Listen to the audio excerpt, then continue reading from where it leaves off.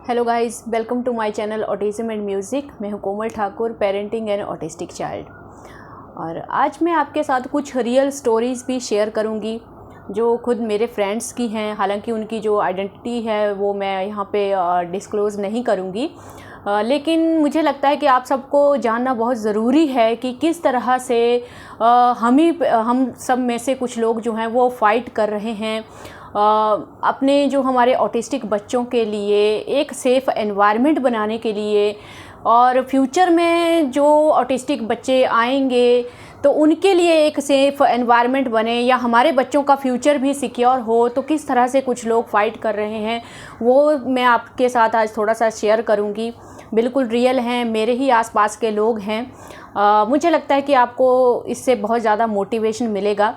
और आज एक और टॉपिक मुझे डिस्कस करना है जो कि कमेंट में पूछा जा रहा है, होम स्कूलिंग। तो उसके ऊपर भी मैं शेयर करूंगी कि क्या सजेशन है मेरा होम स्कूलिंग के लिए, आपको जाना चाहिए या नहीं जाना चाहिए, और अगर आप होम स्कूलिंग चूज़ करते हो तो किन किन बातों का ध्यान आपको रखना चाहिए। तो सबसे पहला मेन इम्पॉर्टेंट बात ये है गाइस कि हम सब की सिचुएशन, मुझे जो आज आप यूट्यूब पे मतलब ये चैनल चलाते हुए देख रहे हो, आपको लगता है कि मैं बहुत ज़्यादा कॉन्फिडेंट हूँ, ये सब जो आप देख रहे हो, तो स्टार्टिंग में हम सब का सिचुएशन सेम था। जब फर्स्ट टाइम मैंने अर्नब की जब स्कूलिंग स्टार्ट की थी तब मुझे भी कुछ नॉलेज नहीं था, कुछ पता नहीं था।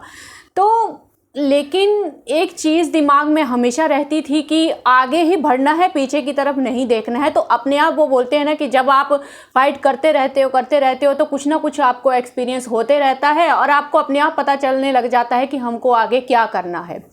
तो मुझे भी स्टार्टिंग में बीच में ऐसा लगा कि कहीं हम लोग मतलब ज़बरदस्ती तो नहीं कर रहे हैं। अर्नब सेटल नहीं हो रहा था, बहुत टाइम लगाया उसने।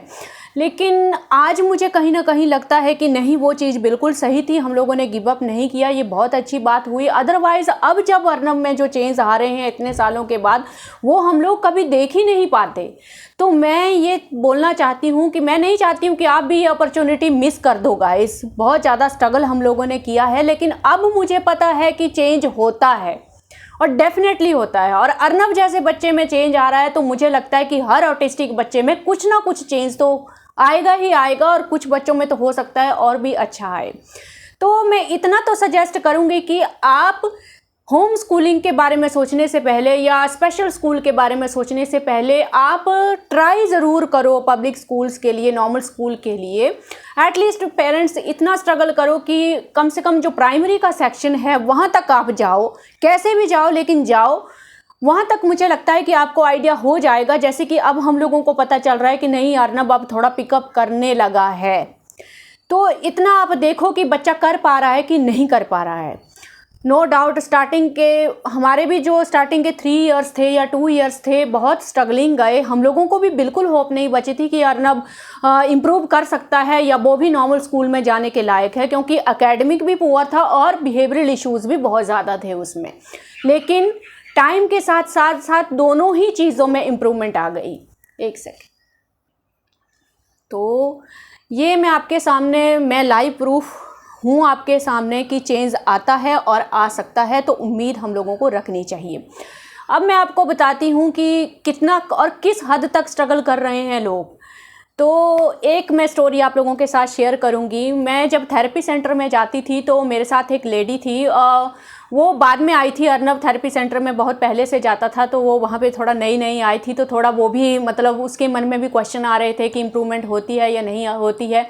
तो जब उसने अर्नब को देखा तो उसको लगा कि ये सेम टू सेम मेरे बच्चे की तरह ये भी हाइपर एक्टिव है। उस टाइम अर्नब बहुत हाइपर एक्टिव था और उसका भी बहुत हाइपर एक्टिव था।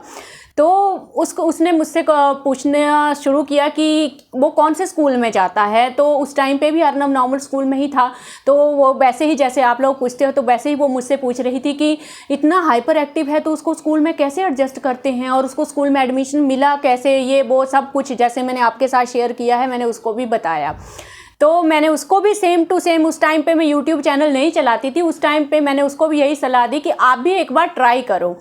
और मुझे नहीं पता था गाइस कि वो गवर्नमेंट जॉब करती है, सिक्योरिटी में वो थी, मुझे नहीं पता था उस टाइम पे। तो लकीली अर्नब जब सेकंड स्कूल में गया तो उसका बच्चा भी वहीं था, वो प्रेप में था और अर्नव फर्स्ट क्लास में था। और मैं हैरान रह गई वहाँ जब मैं फर्स्ट डे अर्नव को लेके गई तो वो क्लास में बैठी हुई थी अपने बच्चे के साथ।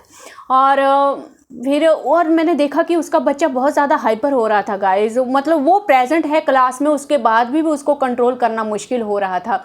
लेकिन फिर बाद में थोड़ा बात हुआ हमारा, जैसे छुट्टी होती है बच्चों को, तो उसने बोला कि मैं प्रॉब्लम तो हो रहा है, मेरा गवर्नमेंट जॉब है। तो मैंने बोला कि आप कैसे एडजस्ट करते हो?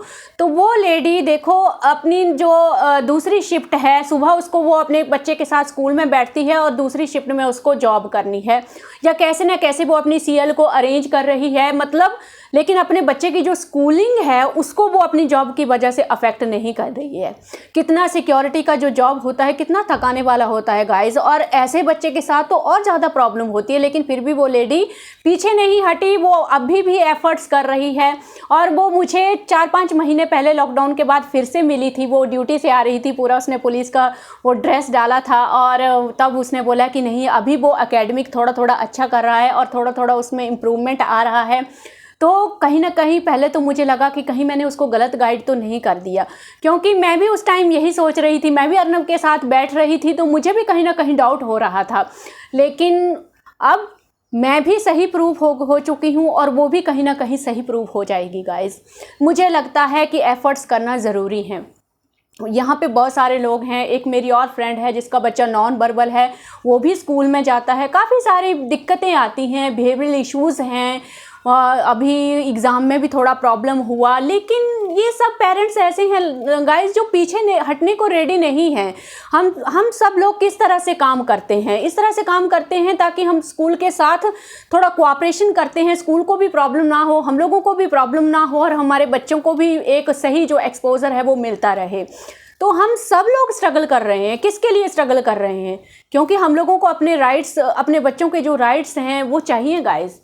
और अगर हम लोग गिव अप कर देते हैं, हम ऑटिस्टिक बच्चों के पेरेंट्स अगर गिव अप कर देते हैं, तो ये जो अभी चल रहा है थ्रू आउट द लाइफ ये ऐसे ही चलता रहेगा। और ऑटिस्टिक बच्चे आएंगे, वो भी सफ़र करेंगे, उनके पेरेंट्स भी सफ़र करेंगे।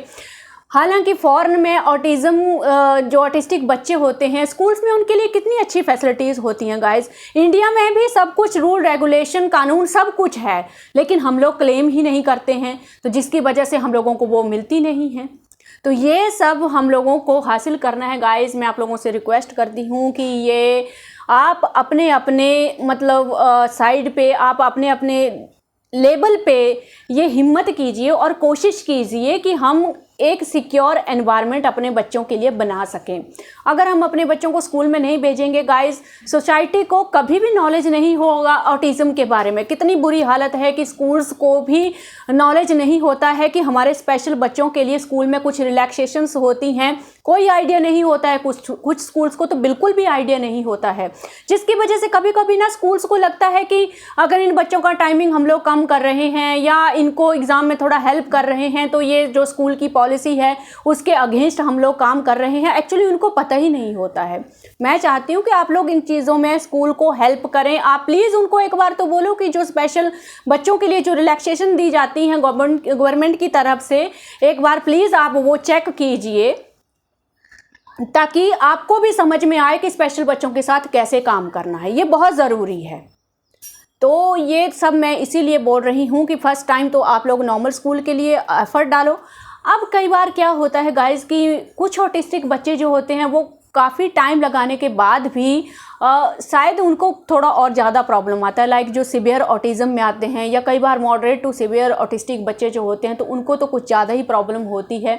तो ऐसे इसमें जब आप पूरा मतलब अपना एफर्ट लगा के देख चुके हो, आपको लग रहा है कि कोई इम्प्रूवमेंट नहीं आ रहा है, नॉर्मल स्कूल में प्रॉब्लम हो रहा है, तब आप अगर सोच रहे हो कि होम स्कूलिंग के लिए हम लोगों को जाना चाहिए, तो ठीक है।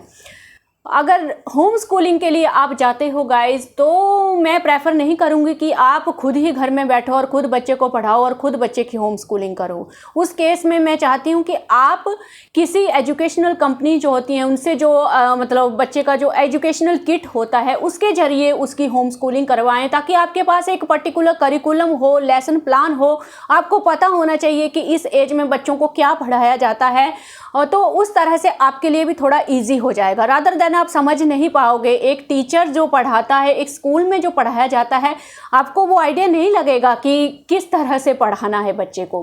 तो जब होम स्कूलिंग करनी ही है तो उसको भी आप प्रॉपर तरीके से करो। बहुत सारे पब्लिक स्कूल जो होते हैं, नॉर्मल स्कूल होते हैं, वो होम स्कूलिंग भी प्रोवाइड करते हैं। आप गूगल पे सर्च करके अपने एरिया के अराउंड अगर ऐसे स्कूल हैं तो वो ऑनलाइन आपको जो है वो लेसन्स जो हैं वो डिलीवर करते हैं।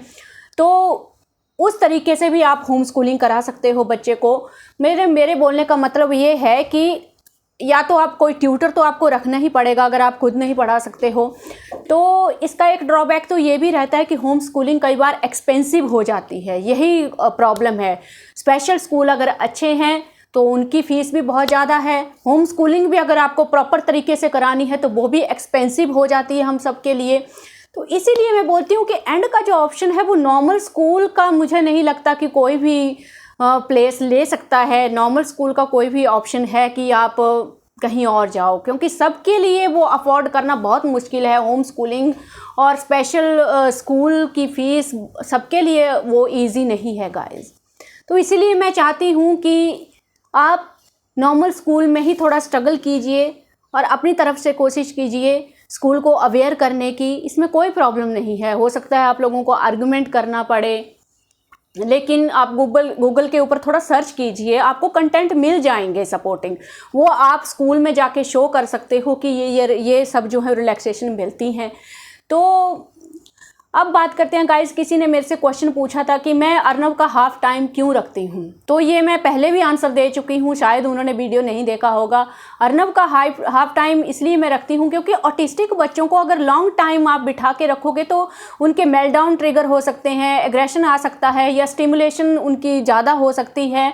तो मतलब चांसेस हैं उसके। तो और ऑटिस्टिक बच्चों के लिए लॉन्ग टाइम तक बैठना जो है वो मुश्किल हो जाता है।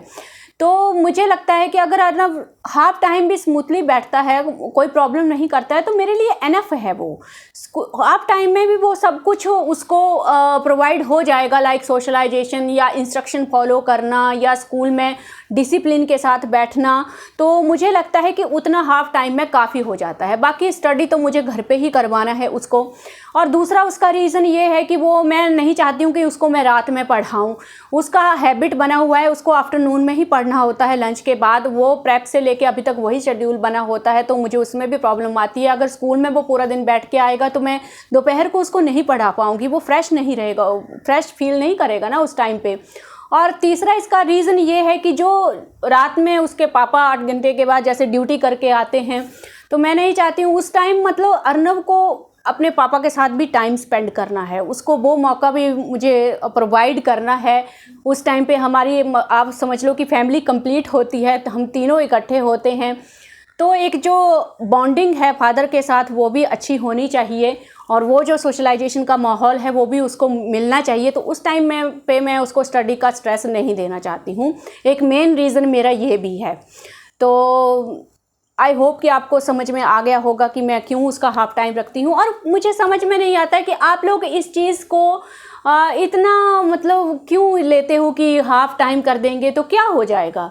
आपको तो सोच के हैरानी होगी, मैंने स्टार्टिंग में अर्नव का स्कूलिंग 1 घंटे से स्टार्ट किया था जब वो बहुत ज़्यादा हाइपर एक्टिव था। मुझे तब भी कोई प्रॉब्लम नहीं थी। इसमें क्या प्रॉब्लम है? अगर धीरे धीरे थोड़ा थोड़ा टाइम स्टार्ट करके हम लोग बच्चे को अगर इम्प्रूव कर सकते हैं तो इसमें गलत ही क्या है। और पूरा टाइम बिठा के आपको क्या करना है गाइस? सिर्फ अपनी सेटिस्फेक्शन के लिए कि हमारा बच्चा नॉर्मल बच्चों की तरह स्कूल में पूरे टाइम बैठ रहा है। यहाँ पे हमारी सेटिस्फेक्शन की बात नहीं हो रही है गाइस। यहाँ पे हम लोगों को देखना पड़ेगा कि हमारे बच्चे की कैपेसिटी कितनी है, वो कितना बैठ सकता है। मतलब पूरा दिन स्कूल में ये रिक्वायरमेंट होती है कि बच्चे को चुपचाप बैठना होता है, डिसिप्लिन उसको फॉलो करना होता है। तो हाफ टाइम रिसेस टाइम तक भी बहुत ज़्यादा है। अगर हमारे बच्चे ये कर लेते हैं तो इसमें कुछ भी गलत नहीं है, कोई प्रॉब्लम नहीं है। और आपको भी पता है, ये मैंने पहले भी बताया था कि मुश्किल होता है इन बच्चों के लिए क्लास में जो भी पढ़ाया जा रहा है उसको अंडरस्टैंड करना या राइटिंग वर्क करना। इसमें कोई कुछ गलत बात नहीं है गाइस। इनके पास नॉर्मल बच्चों की तरह तो ब्रेन नहीं है ना, इनके साथ कितनी ज़्यादा प्रॉब्लम्स हैं। तो इतना रिलैक्सेशन तो हम लोग इन बच्चों को दे ही सकते हैं। तो रही कुछ, मुझे लगता है कि कुछ पेरेंट्स ये सोचते हैं कि नॉर्मल बच्चों के पेरेंट्स देखेंगे कि ये स्कूल से जल्दी क्यों आता है, तो उनको लगेगा कि कुछ तो इसमें प्रॉब्लम है।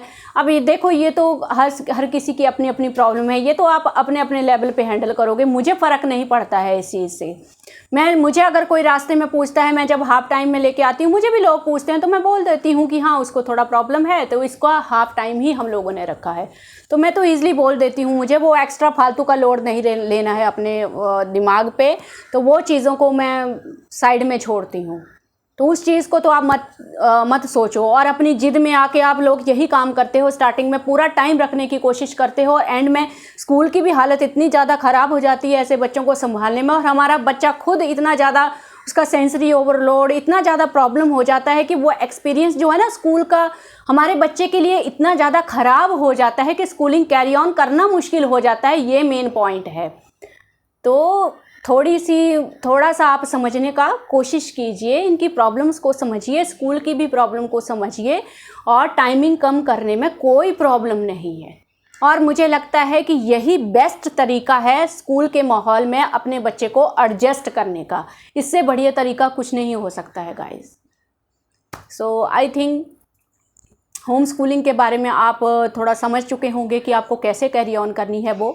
और एंड में यही सजेशन है कि आप नॉर्मल स्कूल में ही ट्राई करो पहले, एटलीस्ट प्राइमरी सेक्शन तक तो आप देखो, ट्राई करो। अगर नहीं होता है तो उसके बाद होम स्कूलिंग के लिए आप जा सकते हो। So thank you for today.